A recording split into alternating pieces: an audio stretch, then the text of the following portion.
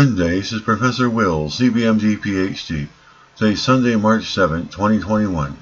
It is 5:14 and 7 seconds p.m. Eastern Standard Time. Today's research, vaccine research. So let's hop to it. One-step method to generate mice for vaccine research. Date December 15, 2020.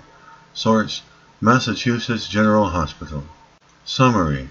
Researchers have developed a one-step method which uses CRISPR-Cas9 technology to produce mice with genetically engineered human B-cell receptors in just a few weeks.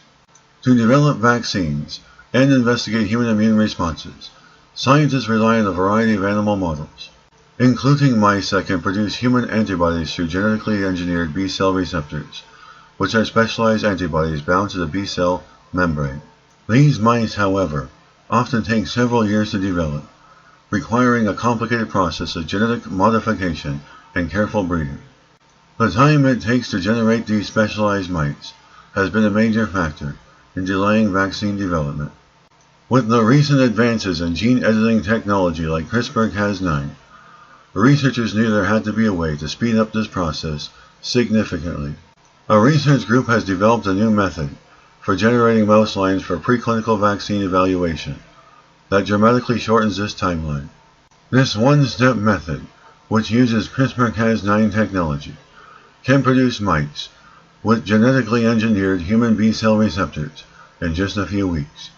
To test this technology, the researchers engineered mice to have human B-cell receptors that are precursors to what are called broadly neutralizing HIV antibodies. These antibodies are known to be effective in combating HIV, but they are difficult to stimulate through vaccination. The precursors responded to an antigen currently being used in clinical HIV trials by generating broadly neutralizing antibody-like mutations. The ability to quickly evaluate the ability of different antigens to activate these precursors has the potential to significantly accelerate vaccine development. The engineered B-cells were not just capable of making high-quality antibodies. Some became a specialized form of B-cell known as memory B-cells, which are used to maintain long-lasting immunity once antibodies are produced against a pathogen. This means the mice can likely be used to quickly validate good candidate vaccines for HIV and other pathogens. This new technique may allow scientists studying vaccines and antibody evolution to tremendously speed up their research.